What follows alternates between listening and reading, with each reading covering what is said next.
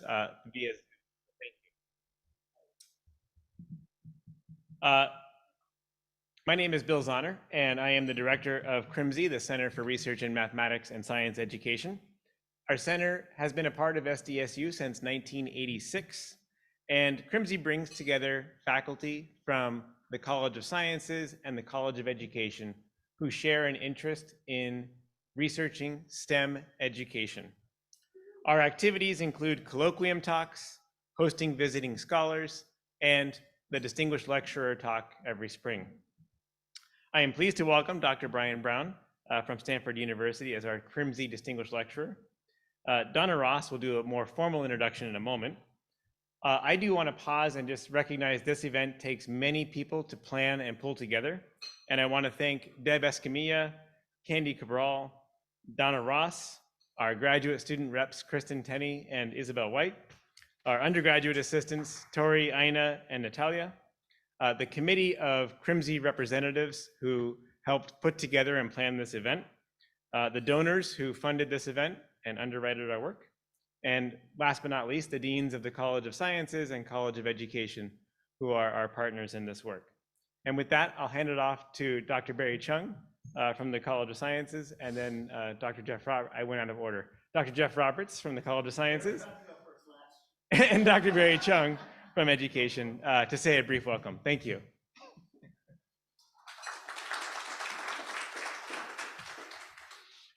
Thank you, Bill. Thank you, Donna, and thank you to all of you who worked to put this event on this afternoon.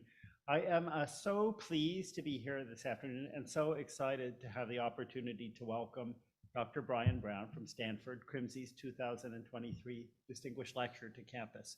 Dr. Brown, we are so honored that you're visiting us this afternoon. I will confirm that CRMSE is absolutely indispensable to our university's efforts to facilitate and support research in mathematics and science education. And as Barry will also explain, I'm sure, CRMSE is one of SDSU's crown jewels in effective cross-disciplinary collaboration. We have very few centers that span across colleges, and this is one of the few between the College of Sciences and the College of Education. There's so much going on. Dr. Brown, given your scholarly interests, I think you might be interested to hear a little bit about our efforts over the past few years to grow San Diego State University's community of scholars who work in mathematics and science education. I'm especially proud of the efforts we've made over the past few years to really expand the disciplinary footprint across the college significantly beyond mathematics. Several years ago, we hired Regis Comperta, who is here someplace, a campus educator. And over the last couple of years, we recruited our first biology education faculty member and our first computer science education faculty member, Gina Spaglia and Miranda Parker. And I'm guessing at least one of them is in the Zoom room. I don't see them here this afternoon. And I'm pretty confident, because I'm the dean and I decide these things, that we'll see more such faculty hiring over the next few years, including next year when I think the odds are high, although it's not confirmed, that we'll be able to do a search in the area of statistics or data science education. So we're growing. I also want to make the point about how important CRMSE is to our university's strategic plan. We talk a lot about our R1 aspirations, which excite me for sure, but we don't talk enough about how that particular goal is situated under a broader umbrella that calls for embracing our identity as a minority serving institution with an unwavering commitment to public-facing scholarship, exactly the kind of work done by CRMSE researchers, and just the kind of scholarship that I know Dr. Brown will share with us this afternoon. So for that reason, among others, it's so very, very appropriate that CRMSE selected Dr. Brown as this year's Distinguished Lecturer. So I've so appreciated the opportunity to say a few words this afternoon. Thank you, Dr. Brown, for traveling to San Diego from Palo Alto today. Usually the weather is nicer down here than it is up there, but sorry.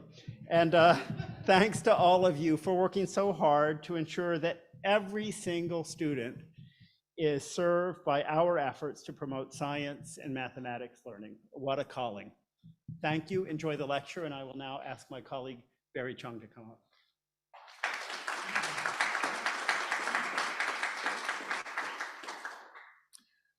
Good evening, everyone.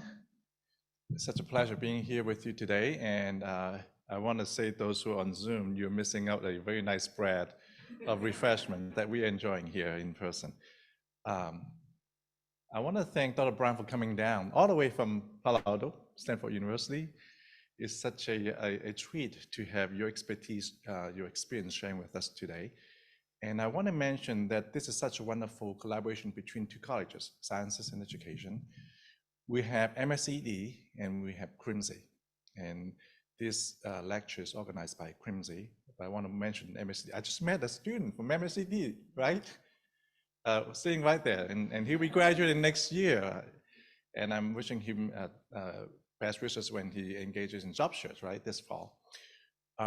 It's a wonderful collaboration between two colleges, and I often tell people it's no secret that CRMSE is a model center of our college and sciences. They bring in so much research funding. They have all the wonderful faculty members from the two colleges, and they're doing impactful research. They even have a very nice logo. I think it's pie, isn't it? And I had a button that they actually made a button with a pie as a logo. It's very meaningful work, and that reminds me of my own experience as a student. I want to tell you though, my strongest subjects in high school were mathematics and biology. And I love mathematics. In fact, I was so crazy about calculus that I had some geek friends, maybe 3 or 4 of us. We spend about 3 or 4 hours a day working on calculus. We often surpass the teacher's pace. We always go a few chapters in advance to do the mathematics over there because we just love calculus. And it has prepared me well for my career, even though I'm in psychology. I'm still using mathematics. And I don't use too much of biology these days, but I used to use some of that in my psychology classes. And I recall my experience as a student, and some of my best teachers in mathematics and sciences were female teachers. I want to acknowledge them because they have inspired me. They have given me a world view that STEM is not the male discipline. It's for everyone. And have female role models who help me look at sciences and mathematics in a different way. So I want to thank people before me who prepared who I am today. And of course, coming to America, I'm exposed to even more diversity. And I'm experiencing diversity in terms of racial ethnic backgrounds, which I didn't have before in Hong Kong. And I also recognize the diversity in making mathematics and sciences. So I want to recognize all the mathematicians, scientists, who are persons of color. And we have a speaker today sharing his experience with us. That is wonderful, that is inspiring, because we all can work with each other on advancing our well-being by way of sciences and mathematics. And everyone contributes something, and I'm really enjoying the live here celebrating diversity in math and science. So I look forward to Dr. Bryan's lecture, and thank you for having me today.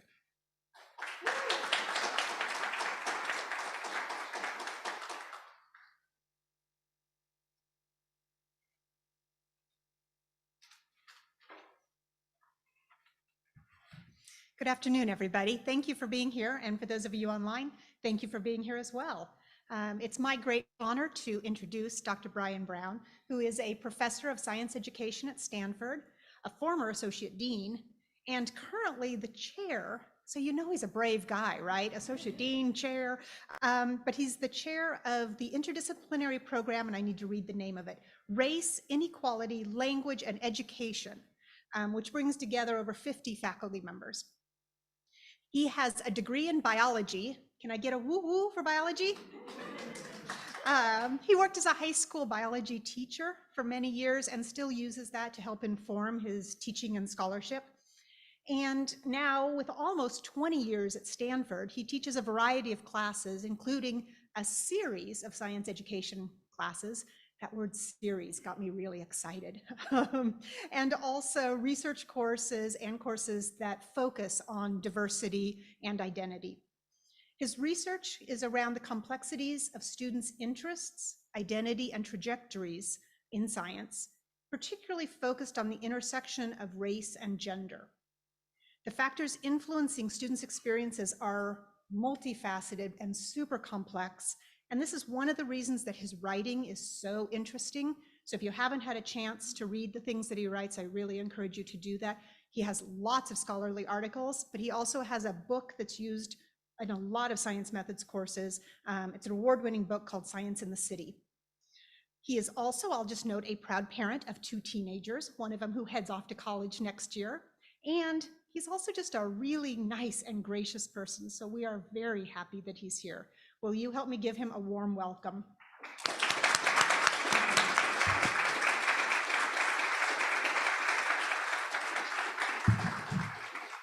All right. Let's do it. Let's do it. Thank you, Donna. Thank you, Bill, for having me. I have a challenge. So let me say, I hope this is the first of many conversations that we have together. I am hypocritical if I stand here and blabber at you for an hour, right? If anything that I do professionally is true, I can't do it. So we're going to have a conversation. So here's what I'm asking. For my 58 friends in digital land, if you can go to nearpod.com, nearpod.com, and I am going to ask you to join this lesson. So go to nearpod.com. You're going to click join as a student. And I told Bill what I was going to do is to try to do 3 things at once, kind of teach you some things, model what's possible so you get a sense of what's possible, and then share some research. So I'm going to try to, I've already committed to doing too much, right? It can't go well, but at least I'll give it a shot. If you get logged out, the code is always in the top right here. So nearpod.com and the code FI38X. So here's the deal. Today, I want to really make an argument, and the argument is that it's our fault, right? It is our fault that students fail at STEM, that students feel that STEM is not a place for them. And I'm also going to give you good news. And the good news is that we are the ones who can change this in a very, very simple way. The secret sauce in the S in STEM science is that I don't care who you are, you love it when you experience it, right? So get logged in, and we're going to give it a shot. So today I want to talk to you about teaching and learning, language, culture, and technology. I want to argue you know a bunch already about learning. I would argue that many of us don't teach how learning works. So quick things. Across all racial and ethnic groups, women in STEM earn less than their male counterparts. You knew it already that there's a gender bias, right? But I wanted you to look at a couple other items. STEM jobs, what does that number say there? You see it? Third box. Median salary, $77,000. All other jobs around 50, and these are with college degrees. And so you knew this already, but a way for people to have greater financial success is to join STEM jobs, right? I hear there's a rumor that you have a pretty strong biotech community in Southern California. Maybe that's just me. I hear a rumor that in Northern California, where I'm from, there's a pretty strong technology sector, right?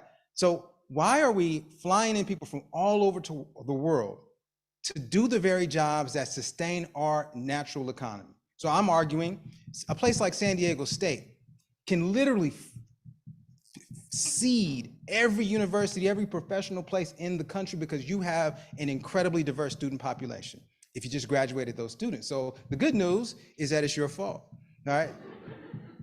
The bad news is that it's your fault. But ultimately, you can change things. And so quickly, I came across this and I laughed, and then it was not funny. Half of Americans think young people don't pursue STEM because it's too hard. Here's a question for you. First thing I'm going to ask you to do, let me hide your names. Oops, that's not hiding your names. That will hide your names. Tell me, which of the following best describes why students perceive STEM to be too difficult? Give me your answer. Anywhere, yeah.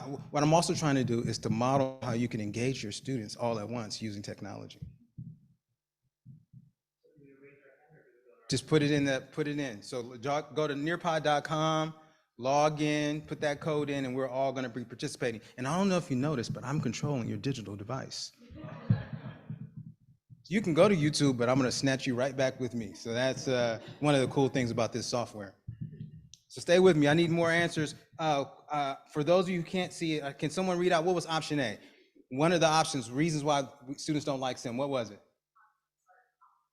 Complicated. It's just complicated. What's the second option? It's the kids' fault, right? They're just not ready because of elementary. Third option. It's our fault. And the fourth option, what was the fourth option? Society's fault, right? So what's the answer? 78% of you got it right. Well, you know, I'm just playing with you. I'm blaming you so we can make a point here. So there is no right answer, but here we go. Half of Americans say people don't pursue STEM degrees because of the difficulty of the subjects, and so it's affirmative. But watch this. 7.2% of all STEM degrees come from African Americans. Over 40% of those come from historically Black colleges and universities. So let me make sense of this, right? Only 11% of African Americans go to these universities. That means, I'm sorry, 11%. So that's what, 89%? Come on, math people, stay with me. 89% of the people go somewhere else. But of that 89%, the 11% are far more likely, 4 times more likely to have earned an advanced degree, but that's not enough. That 11% tend to have lower GPAs and lower SAT scores, and here's why. Because if you're a 4.2 African American and you have great SATs and you apply to Harvard, Yale, so you see where I'm going, you're more likely to get funding. It is cheaper for you to go to PWI. So how are the lower performing 11% outperforming the 89%? Say with me, 980,000 people graduate with STEM degrees. 30% of people who take that first STEM class, it's our fault. They're gonna fail that class. I got a solution. So I'm not blaming you, I'm just playing around. Relax. We're going somewhere. So here we go. One of my favorite things is the say it out loud test. Here's the say it out loud test. If I say it out loud and it's still a bad idea, I'm not gonna do it. So saying it out loud is important. So I'm gonna say out loud some assumptions. Number one, science is for the intellectually elite. It's a bad idea. Really? So you have to be smarter than everyone that knows science? Number two, those who learn were not, I'm sorry, messed it up completely. Those who did not learn science, I'm gonna let the math people off for a few minutes, but I'm coming back for you. Those who did not learn science were not smart enough to understand it. It's a bad idea. Science is a subject matter for the socially awkward. They have entire television shows about that, right? And lastly, science teachers are just too smart to simplify or dumb down the content so that everyone can learn. Here's what we're doing. We're hiding our poor instruction behind the idea that it's just too hard. And we're saying, well, I'm just too smart to teach it, right? So let's just shift the assumptions. How about this? Science is for everyone. Understanding science helps everyone. If we didn't learn anything from the pandemic, we need to know it's our fault. We need a deep understanding of science. Number two, if students do not understand science, we have not taught it well. Let me just say for a second, if I teach you and you get 70% of the information, you get a C, and I say, okay, we're done. That means I don't care that you miss the other 30% of the information, right? Think about the paradigm that puts forward, right? So why don't we just set benchmarks, everyone to understand these concepts? We'll iterate our way through expertise. Science is a subject people from every background should be gifted at understanding, but we have alternative assumptions. And lastly, how about this? Science teachers are so smart that they can relearn the content in a way that empowers everyone to learn. If you're smart, how about you be smart enough to teach it well, right? We just need to change our assumptions. So my argument is that part of what happens is that learning is easy, right? But teaching is hard. So I'm gonna give everyone a pass because no one taught you how to teach. But learning is easy and teaching is hard. So let's talk about learning. I studied with social linguists and they blew my mind. There's a language culture that happens in every environment. Let me just I'm gonna prove myself right here. I walk into an elevator, there are language culture rules in the elevator. Which direction do I stand? Don't stay, face the door. And can I ask you how you're doing? Can I start telling you about my day? Right? Don't talk to me, right? We must have went in the same elevator, right? So there are there's a culture to every language environment. When I say, hey, how are you? You understand I'm not really asking you how you're doing. I'm saying hello. So you tell me back, hey, how are you? And it's done. No details, greeting, right? So here's the language culture of a classroom. You show up to biology, you show up to chemistry, you show up to engineering, and you know the one thing you don't know? Because you showed up to learn it, right? Biology, chemistry, and engineering.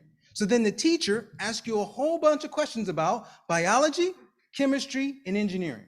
And you're expected to have the right answer and then communicate that right answer in scientific language. Here's the irony. If you get it wrong, the teacher will say, okay, interesting. And you. It's just rude. It's a rude way to communicate, especially when you know that the person who knows is leading the conversation. In K through 12 environments, there's another game that's played. It's kind of funny to me. Teachers will ask students a question. The students will ask the teacher a question. The teacher say, interesting. And they'll turn to another student and ask that student. That teachers in K-12 environments are trying to get everybody to talk because there's something powerful about talking. The best way to go from I know it, I messed that up, to I don't know it, to I know it, is to talk about it so often that you gain some version of clarity. But in a science classroom, who's doing the talking? Come on. Who's that? Who's that? The teacher. So science classrooms have to have a different language culture. It's simple. If I want students to learn, students have to talk, right? So are we teaching how learning happens? So let me ask you a very simple question. I need an answer. How do people learn?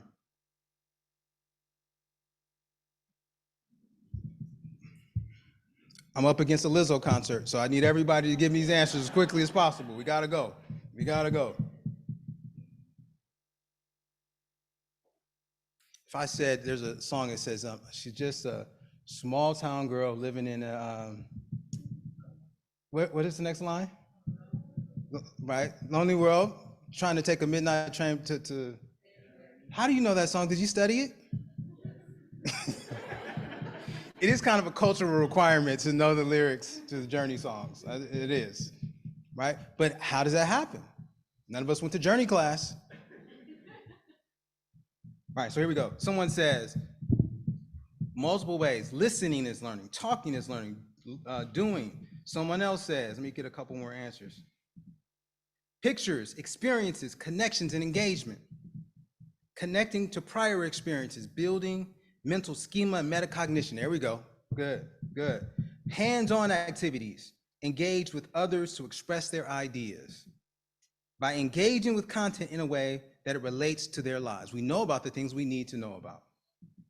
People learn from thinking on their prior beliefs and asking questions to challenge their beliefs. So we need to start where the students are. So right, I'm trying to model what's possible. I can get 35 voices real time, right? 35 explanations real time before I ever start to explain anything, right? We're in a new era.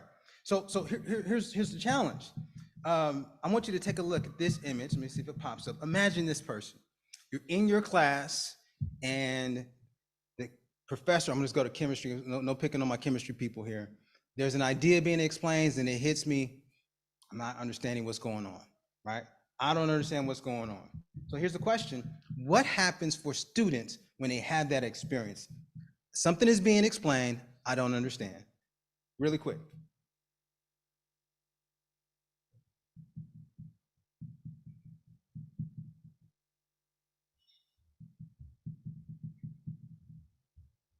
Oh, someone says, I'm not cut out for this. So not understanding means I shouldn't be here. I'm shamed, embarrassed. I feel dumb. I'm scared to ask in front of the whole class. Ironically, I pay tuition. I literally pay to be here. But I can't ask a question because why would I be able to ask a question? I think you see where I'm headed. I give up. Right, this goes back to our assumptions. All right, so if I were teaching for real, I would make sure I get to 100% just to see everybody and where we're headed. But we gotta go quick. So I want to make an argument that learning is absolutely cognitive, but it is powerfully psychological. That learning is absolutely cognitive, meaning our brains, these computers on our shoulders are world class. They are incredible if presented an opportunity, download, retain, and use it. And lastly, is deeply social. So here's the question. Are we teaching in a way that learning happens? And so let me start by sharing some research. Incredible work done out of Arizona State by Micheline Shi or Mickey Chi and Brenda Fonseca documents the most efficient modes of learning. So at the very bottom, the least efficient is passive, what I'm doing right now. I'm blabbering, you're listening, that doesn't work well. Yet it's what we've been doing for centuries. And we even got digital tools and said, you know what we should do? Let's videotape blabbering, put it online and let them blabber, right? It's still passive instruction. It is not what I do. Otherwise, all we need is the most brilliant speaker to offer explanations of the concepts, right? There has to be something embedded in what the students do. And so that is active learning. So if I have to write down what is being told to me, that is the second in the efficiency ladder. And so they've done 20 years of studies documenting that if you compare students who just listen versus students who listen and take notes, then the note takers do better. You know that. I'm not telling you anything new. Where it goes beyond that is the next is constructive, also known as the self-explanation effect. If I have to explain it in my own words, that is a higher order thinking task because I need to understand the information and translate it to my own voice. What the research says is those students who have to explain it to themselves become most efficient. I believe there's a group of people who said, I thought it was you, that those who teach it is teaching produces their understanding. Was that you? Okay, a different group of people in the same room. But teaching is the ultimate exercise of learning, because if I have to explain it, three things happen. Either I know that I know, or I know that I don't know at all, or I know this part and this other part is unclear to me. Great places to be, right? How many times in the classroom we offer young people the opportunity to explain what they understand? Most days it's zero. So they get to the test, which is the first explanatory opportunity, and they realize I know this, but this is unclear. It just needed to happen during the classroom, if that makes sense. Because teaching forces you to recognize your level of understanding. This is called the self-explanation effect, or constructive. The highest in the hierarchy of learning, according to Fonseca and Chi, is interactive. And this is the idea, if the group of us work together to explain, then collectively we will retain that information at much higher levels, right? So here's the question, are we teaching in the way that learning is happening? So if in 1800, a person stood in front of a classroom and lectured for an hour as the mode of instruction, and we have not learned much more, we are failing our young people by continuing this process when we know a lot about how learning works. So let me move. So just from a purely cognitive space, there's some things jump out. Number one, you just learned about the self-explanation effect. Classrooms should be explanatory environments. Kids explaining. If that means it's a loud environment, you can use a digital tool, have the kids explain real time. There's a ton of work in that space. I'll move from that. Space recall. Jeff Karnak, I'm messing his name up. Sorry, Jeff. Karpicki and Cal Newport suggest if you have to explain something, you stop. Then you have to explain it later, you retain that information at a higher level. Now think about it. The reason is, I know that I need to use the information, so I'll download it and store it. Let me give you a practical example. If I am giving people directions to my home, and I have to do that regularly, I remember the names of those streets more than the names of streets that I don't have to describe. Now, you're looking at me funny, like, when's the last time I had to give directions to my house? And I wanted you to do that, because you used to be able to until your smartphone included GIS software and everyone else's, and you deleted that information, right? Because all unused information will get deleted. And so the work here on speed recall suggests, space recall, that if we give students opportunities to explain, and then we revisit and give them another opportunity to explain after some hours, they have greater retention. So for example, explaining in class, doing some homework where you have to explain, you come back to the next session, quick explanatory activity. Think about it. If I explain and explain and explain again, three outcomes. I know that I know that I don't know, or I know this part, but this other part I understand that I don't know. That is a beautiful place to be. You're looking at me funny, but we're getting here. All right, the next thing, we have a maximum cognitive capacity. We can't remember everything. We will delete all unused information. Do you remember your best friend's phone number? Promise you don't. Nothing personal. You're great people. I met you. You're a good group of people. You only remember that, holy crap, I'm in trouble. I need to call this number. And that is probably a parent, a spouse. We don't use unnecessary information. So at a cognitive level, here's what that means. Number one, repetition equals retention. You know Journey because you heard the lyrics over and over and over. The second, right, is valued information becomes the information that we retain. And here's the problem with teaching and learning. I, as a teacher, you can't tell the kids in the classroom that all the information is important, because it's just not, right? So the value has to be in how do we create lots of opportunities for them to explain towards mastery. Now there's a psychological component that is separate, is different from what we do in math and science. And so Danny Martin, I'm going to talk a little bit about his work, Bandura's work, and Claude Steele's work. You noted and picked up on it immediately. So for example, one of the things that's frightening about the work in math is a psychological history. Danny Martin's work suggested if I give kids two different problems, one group, well, everybody's going to get the same condition. One a hard problem, one easy problem, but the parents have different histories. If my parent has a positive history, you give me a problem that is difficult, I say the problem is difficult. If the parent had, I'm completely messed that up. Let me try over again. If the parents had a positive relationship with mathematics, easy problem, difficult problem, they do the easy problem, they get to the hard problem, they realize, okay, this is a hard problem. If the parents had a difficult history with math, easy problem, hard problem, they get to the hard problem, they say, I cannot do math. It becomes an attribution of self. And this translation is something that we need to be aware of. And so part of the psychological component of teaching and learning in science and math is that we have a different burden, that the confidence that students operate with is important for us to think about. I'm going to stay there for a second. The self-efficacy theory from Bandura suggested that if I don't believe that I can do it, I'm literally taking up cognitive space. And so the analogy I like to use is that many of you have tried to parallel park your car. You're great at parking cars, I'm sure. The music was on, it was loud. And to clear some cognitive space, you just turned it down, all right? So think of it this way. If you don't have confidence, the music is playing in your ear as the teacher who is not trained to teach is blabbering these chemistry ideas. And now it's more difficult for me to understand what was already difficult. And if my parents had a positive history, that's just difficult. But if my parents had a negative history, I don't know if I can do this. All right, does that make sense? So I'm trying to pull these things together, and there's a third, and this is from Claude Steele. It's both frightening and amazing, this notion of stereotype threat. If there is a negative stereotype about who I am, then what happens is it reduces my cognitive capacity and I perform worse. It's very famous research. Claude Steele discovered this, and he developed this program in Michigan called WISE. Here's what he did. He lied to the kids.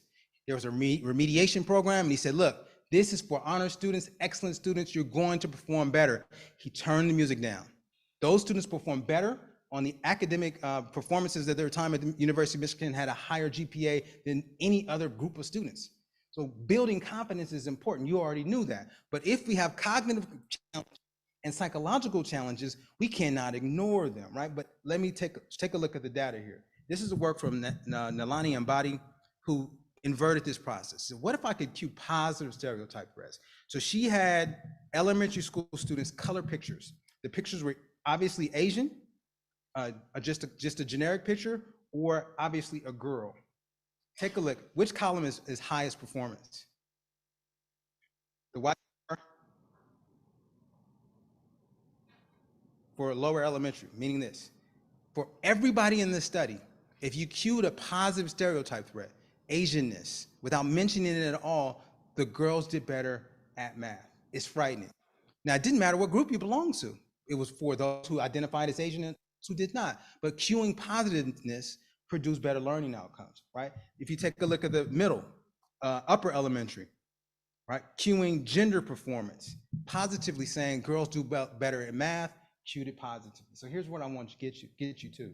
This idea that you can communicate who's supposed to be here and it improves learning is a psychological barrier that we all must deal with. And last but not least is learning is easy, right? I want to talk about acquisition versus learning. When I need to learn it, I will learn it because I need to. This is why teaching is so important. The task of teaching produces the necessity to understand. When you get to the point where you don't understand, you go and get needed information and you retain that information. In a classroom, if I am talking, teacher, and the students are sitting quietly, then the only person learning is the teacher. So why don't we just simply invert those things? More importantly, if we talk about the things that are important to my life, the things that I see most regularly, I cannot forget those things. I always use the example of, if I teach you about osmosis, and I talk about, well, water's moving from one side of the membrane to the other side of the membrane, blah, blah, blah, blah. It's irrelevant. But if I say, well, why the heck would they spray those dead vegetables at the grocery store? The vegetables have been dead for a long time. Why are they spraying them? Well, they're spraying them so that osmosis can do its magical work of moving back across the semi-permeable membrane to make those fruits and vegetables look like they're alive, right? Here's what I've done. I changed the way you see the grocery. cannot go back to the grocery store and not see osmosis, right? Repetition equals retention. The more valuable the information is, the greater it is for me to retain it. So here we go. This idea of, you heard this before, this measurement argument, acquisition argument we make about carpenters. And here's what they say.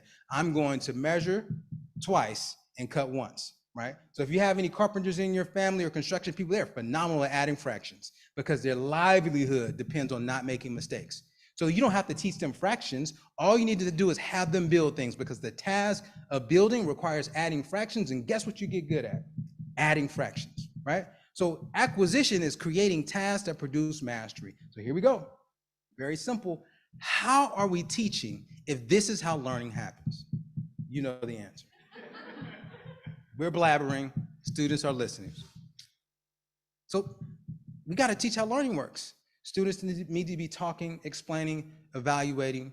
The teacher needs to be a personal trainer, supporting the students in this process of understanding, failing, and revising.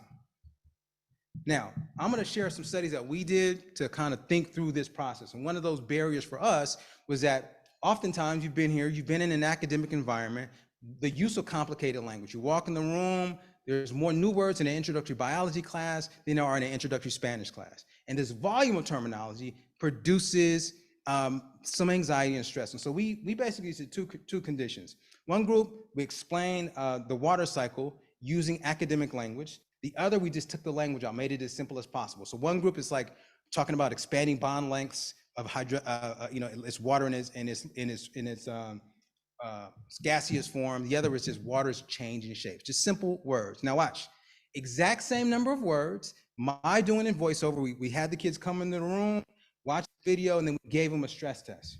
So here's a stress test. We borrowed methods from psychology. We gave them the Stroop and the flanker test. And so the Stroop test is if the word red is written in the word with the letter R, you have to push the corresponding letter of the color, right? So these are what are called congruent. But if red is written in blue, now I had to ignore what it said, and I needed to push the B button because now I have two cognitive distractor, right? It's an easy thing to do, but it requires more focus. You have to ignore the distractor. Similarly, the flanker task, you have to identify the arrow in the center. Notice this arrow is pointing the opposite direction, so similar task. I have to ignore the distractors and focus on what was centered. Now, I only did one thing. One group got simple language first. The other group got complex language. I gave them the stress measures, and here's what we found. I want you to note, treatment group, 1,300 milliseconds to identify incongruent Stroops. That means when the colors didn't match, they were 1,300 milliseconds, and the control group was much slower, right? And these are statistically significant with an effect size of 0.7. I'm talking about a really short intervention. This whole study took 10 minutes, right? The second, on the flanker items, when it's incongruent, meaning the arrow is going the opposite direction, 690 milliseconds versus 1,000 milliseconds, right? Think a huge effect size, and so the arrow one was even more difficult. But here's the bad news. For any measure, the students who got the simple language were faster in their recognition. And so what we're documenting is that the use of complicated language is producing a limited working capacity.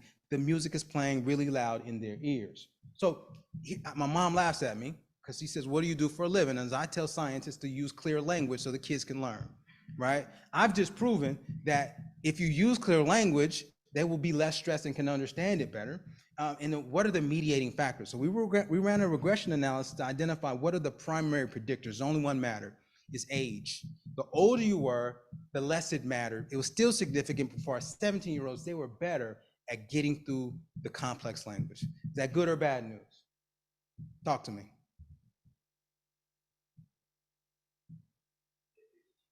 It's good if you're teaching seniors, right? And not exactly. And I don't want anybody to be good at suffering, right? It doesn't help that you get better at dealing with the difficulty. I want it to be easy for everyone, right? So the point is, we create these really complicated cognitive tasks that don't reflect what we know about learning. So I got a long way to go, short time to get there. So here we go. Number one, simple recommendations: be explicit about language. Let's make it clear. If I don't understand, if I say something you don't understand, then what we can do is use simple language to get the idea first, and then let them practice the language second. Number two, creating formative assessments. And here's what that means for those of you who may not know. In instruction, they need lots of opportunities to explain, to explain again, to explain again. And they don't need to get penalized for it, because if you explain, and I hate to say it again, three things happen. Either I know that I know, or I know that I don't know, or I know this part and the other part is unclear. Every instructional opportunity should be rich with formative assessment. And number three, rethink your language assumptions. Value the wrong answer. Use trans language. You have multilingual students in your class, let them use the language practices, because talking about it produces mastery, right? So we're gonna go left now. If it wasn't left enough, we're going all the way left. So the first thing I wanna say is, like, it's amazing what our computers do on our shoulders, right? You deleted all of your phone numbers without being told to do so. You're bad at giving directions now without deleting on purpose that information. So what happened? I blame Apple. I had a Trio. It didn't happen when I had the Palm Trio. It didn't happen until I can literally scroll, hit a button, but we deleted all of that unused information because that's what happens to our brains, right? We don't use the information anymore, but here's the question. Young people are walking around with computers that are more powerful than the computer I had in high school, than the computer I had in college, and we tell them don't use them in the classrooms.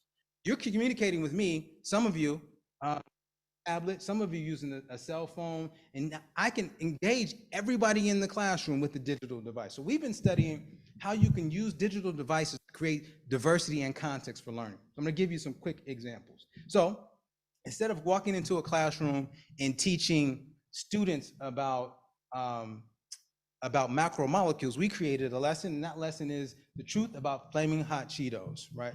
So click play, it'll play on your side, I believe. I'm really talking to those of you online. Hit play, hopefully it works. And for us here it goes. So created VR 360, if we use cardboard goggles, students are taken into a local barbershop and they're able to hear a debate. I think this is what this, yeah, the debate. Because the audio is turned off, then you can't hear it, but you can hear your side. So the audio, I can turn it on. There are times really hungry. One day, I was in the barbershop when I heard people arguing about what was the right thing to do.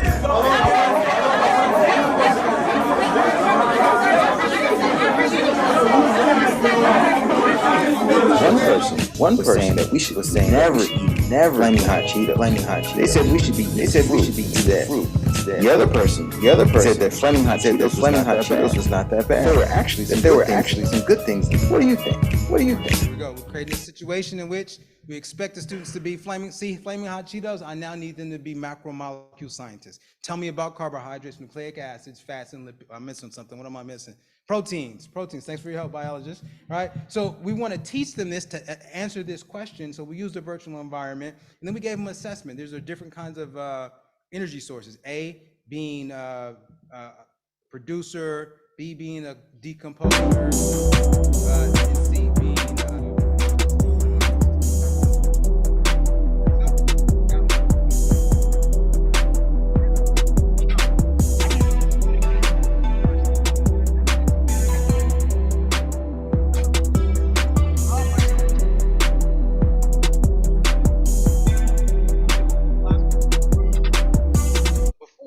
I need you to know that you belong. So if I take you into the barbershop, the people look like you don't have to ask about it.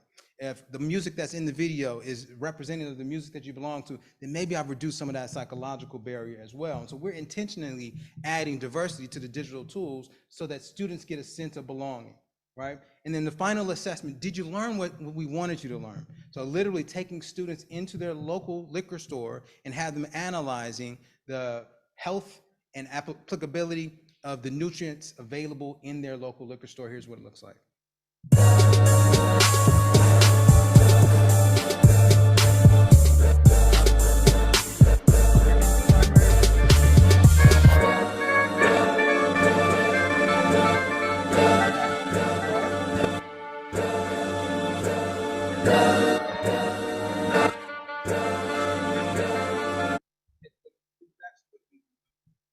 Now, here's the point of learning.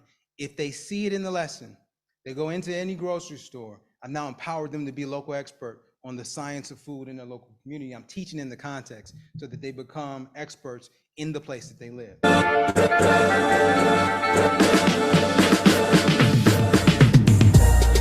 Music, absolutely. Right. We're trying to use Kendrick Lamar to say you're supposed to be here. So here's the question: what happened?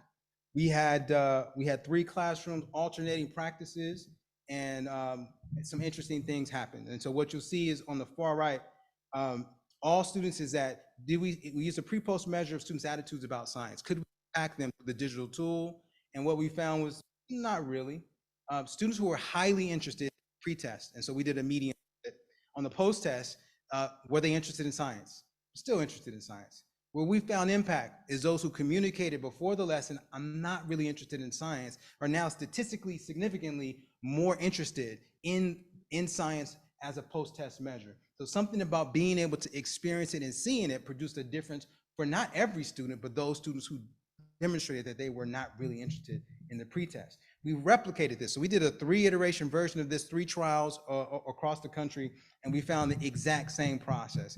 We had huge impacts for students who no longer, who entered instruction seeing themselves as disconnected from the science. They always left seeing themselves as a part of the scientific community. So why would that matter? Well, if we want to make sure students get access to science and feel comfortable, and we want them to see it as valuable. So one thing that students can't say is that science is not a valuable part of who I am and the community that I belong to, because we now used a virtual tool to take them into their own neighborhood. Virtual reality tends to take students out of the context of the neighborhood to distant places. But what does that tell you about your block? It's not a place where science happens. We've inverted it. We took it to their neighborhood and said, here's how science matters at home. Last thing I want to share, and we'll have time for questions, is we did this again more recently. We did a design experiment with classrooms locally in Northern California to look at virtual field trips. So now, what if I can take you to a distant place like Tanzania to show you how they're engaged in environmental restoration, biodiversity work, reforestation to impact and change climate change in the continent of Tanzania.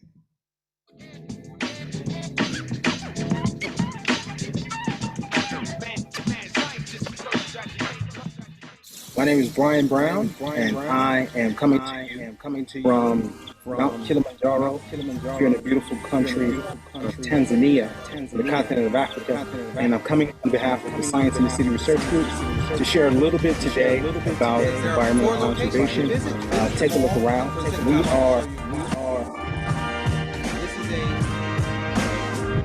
reforestation project in Kilimanjaro. They're planting trees.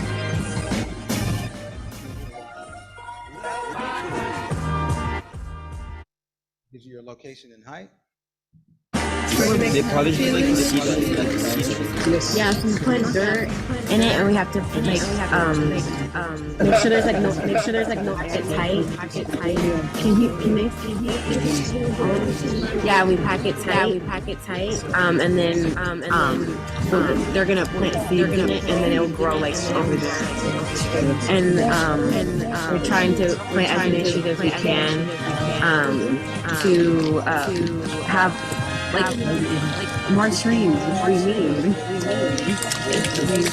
Yeah, it's deforestation is a thing. My favorite line, because deforestation is a thing, indeed. So we use Google Cardboard boxes. They can be bought for about $3, and so the image is 10 by 10. The peripheral vision in this box is much bigger and more expansive. But then what kids get to do is actually see the stages of the seedlings and then how they're planting throughout. So then the assignment we give them is to go home, identify how this is happening locally.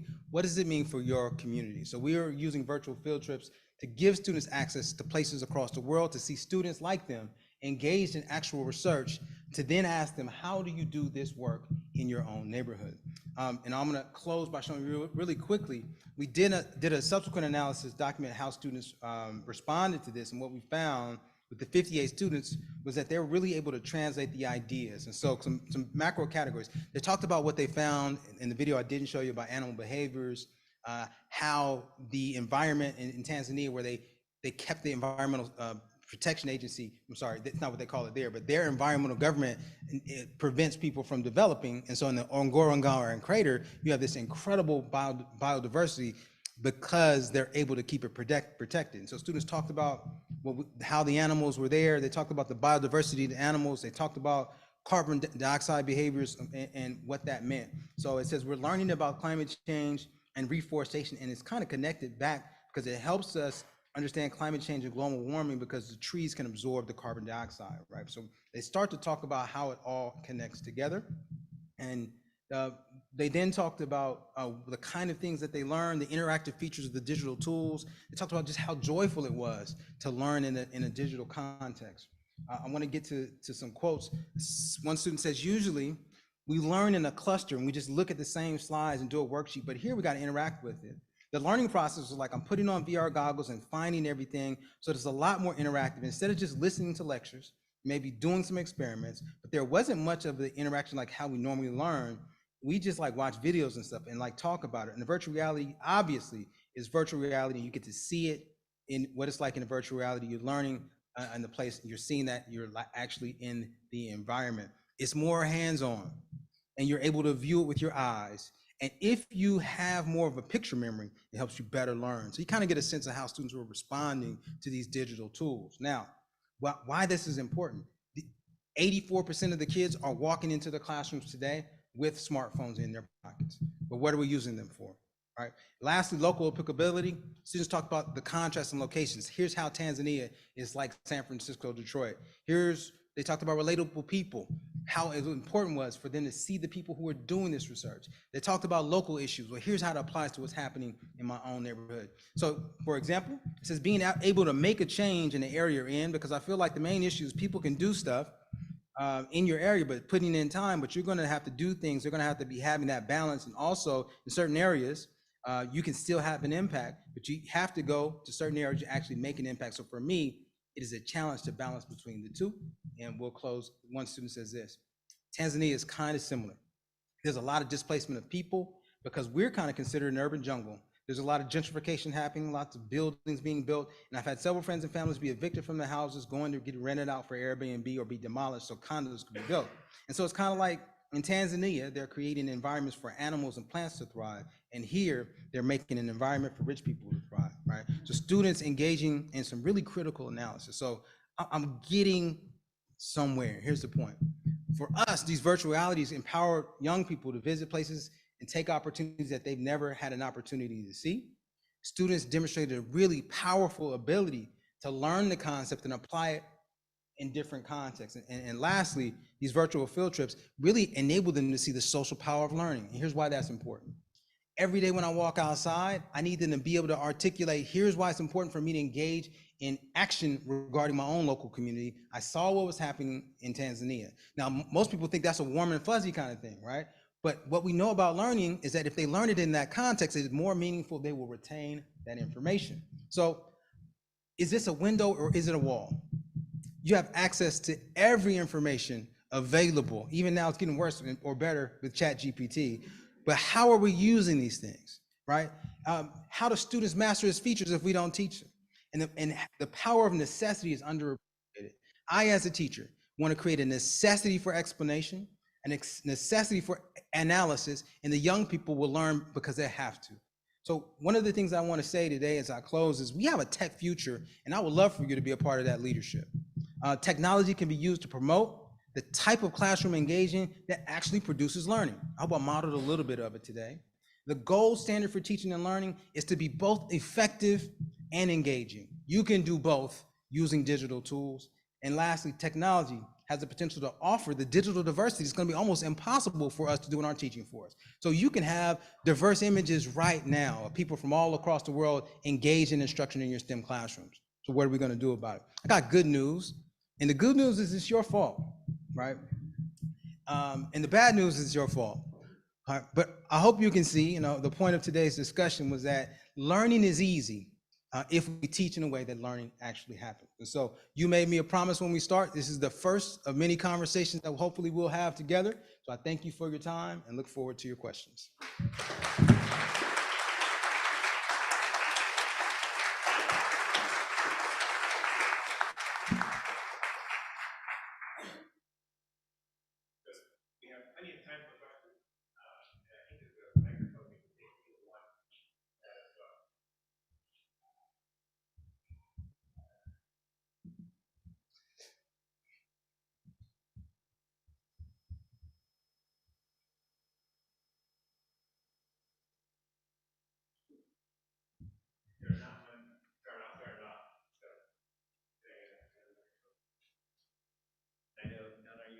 monitor the chat? Okay. So is this one actually on? It is. Oh, thank you so much, Dr. Brown, for your talk tonight. I am deeply interested, I think, in the question of thinking about your design principles and the integration of the cognitive and the psychological and the social. And I wonder if you could illuminate more about how you see, and I guess I'm thinking of the cognitive as some of the most old school, if you will, how you see that as part of the design of the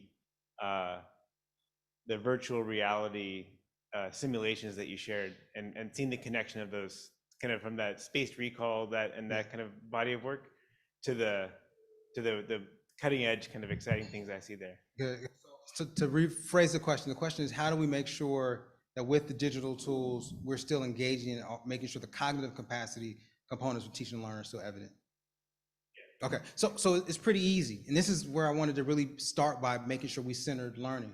Learning happens not because you watch something, but because you actually do something with it. So for us, every video has a learning task. What are the things that you notice? Explain the key concepts, make an argument for why this is similar to that. And so there's always a task associated with the video. The video in and of itself is passive learning. It's a little bit more active than most, but unless this is very simple, unless students are explaining, revoicing, and doing, it's going to be very difficult for them to retain the information. So that's always a part of it.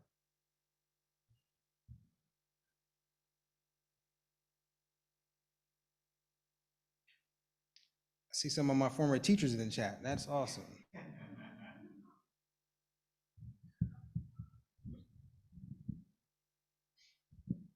Thanks so much. I really appreciate your talk, and your work has inspired me for a long time. One thing I think about is when you're helping new teachers or you're designing things like your videos, of thinking about what's relevant to one student and I get a question a lot of, my students come from all sorts of backgrounds in my classroom. How do I make sure that I'm appealing to all of them and being responsive to all of them? And I was wondering if you could touch on that dilemma a little bit. Sure. So if my favorite part of that question, I get that question often, is who are you designing for? If not for the students in your classroom. And most teachers will say, well, I'm designing for everyone. Well, which everyone, right? It tends to be they're designing for what they thought was interesting. It's more teacher centered. And so then, okay, let's design for every student by picking a topic you think, I'm gonna use my words very carefully, most students will see regularly. So if most students are going to see the grocery store, but some students, I'm teaching this in a neighborhood where they don't have a grocery store, does that make the content useless? Right? The context is still valuable. And so you do want to make sure. Now, here's a simple adjustment. You can switch context. So in your formative assessment, make sure that you add, well, at the local bodega or liquor store, how does this play out? So now I've added context, right? So I want to say to teachers first, I understand what we're talking about is high-end teaching, and teachers have no extra time to plan lessons. So the curriculum developers need to embed this in their curricular design. People building software need to embed these cues in their design. But I want to make sure everybody knows that you at least as a teacher have to say to your young people, this is your space. This is a space for you. Because most of us are aware of all of these kind of negative stereotypes about science. We just don't fight by building communities that are safe, and we are more than capable. So the linear answer is add something else to your lesson to make sure it speaks to everyone. But here's it's a low bar, because culturally relevant applications of science ideas is situated in the culture for many, many, many students. Now, I didn't mention the word race once in this talk. Did I? Did I? Or did I? I don't think I did, right? And I don't, because I teach in communities that are multicultural, and diverse. So I'm designing for that diverse group of people. So the environments you saw, lots of people from lots of cultures, but it is where they lived. And I wanted them to go, okay, oh, I've been to that store. So you're picking places that in context that speak to the young people.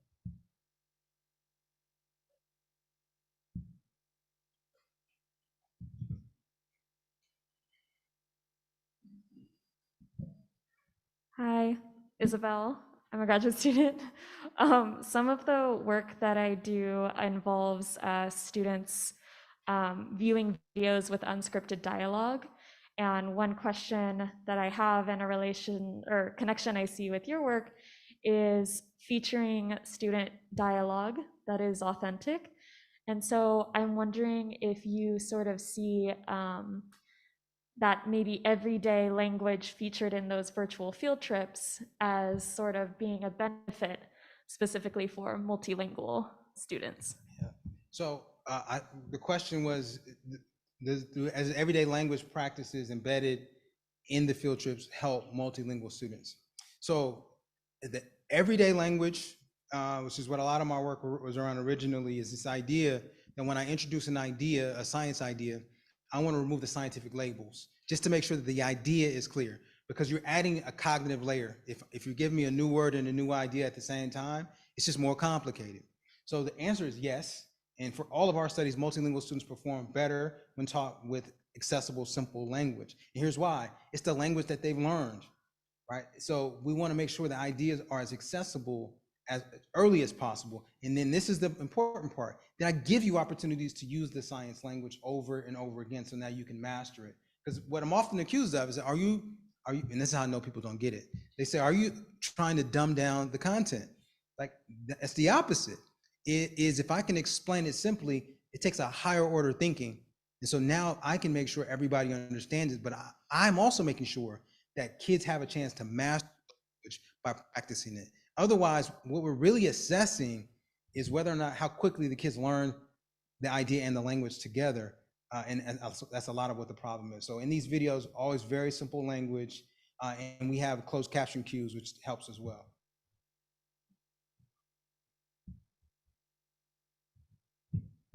Wait, somebody else had a hand raised? Oh, go ahead, sweet. Thank you for your talk. I have two questions.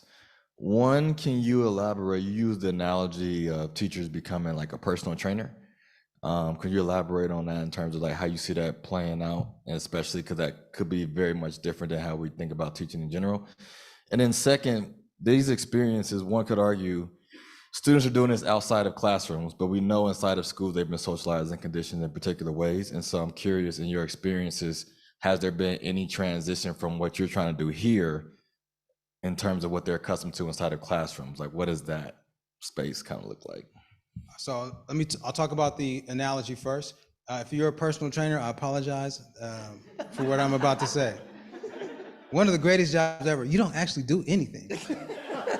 You tell the people what to do, but people get strong from doing the work on their own.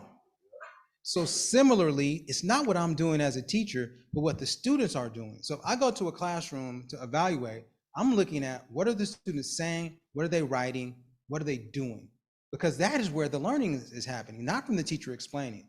Now, as a personal trainer, I may have to correct technique, walk over and say, okay, it's not this way, it's that way. So you want to create a time for telling. You want to create the point in instruction where the kids go, oh, I'm not clear, Mr. Brown, what am I supposed to do? Perfect. Tell me what part is clear, right?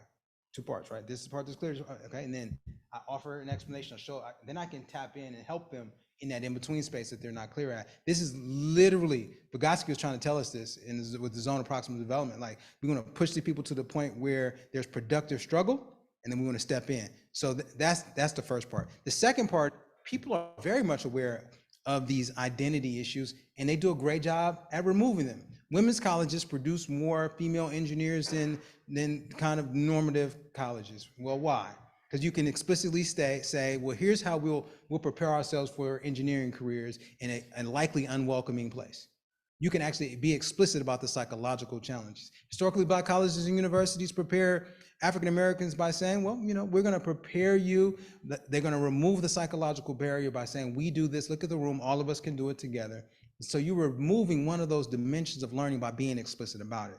Tons of programs. One of my favorite is the University of Maryland, Baltimore County. The Meyerhoff program is renowned for being explicit about building the psychological profile of their students. Now, it sounds abstract, but we do it in sports all the time.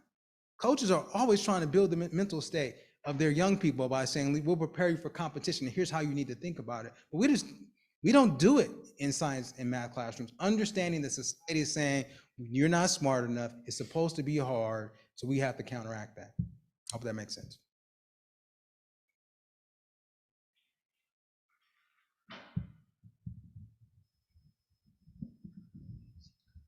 So I had one question, and then your answer gave me a different question, and now I'm all confused. I was curious, with the plain language, I love that.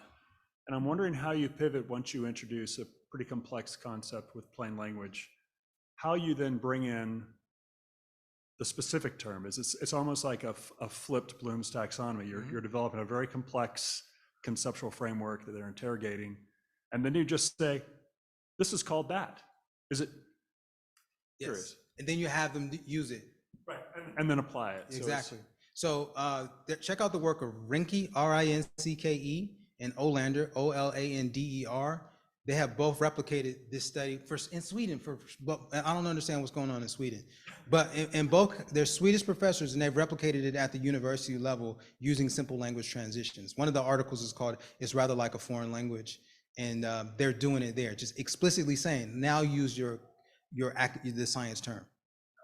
Exactly. And to me, if I have 100 kids in that condition and they're all practicing the terms, and another 100 kids, we just don't make any affordances for it, then obviously the kids who get a chance to practice the terms and understand are going to perform better. So it's really not a complicated intervention. It's just that we're not intentionally teaching in the way that we understand learning to work. Which is okay. If you're a college professor, no one taught you this, you're off the hook. Final question?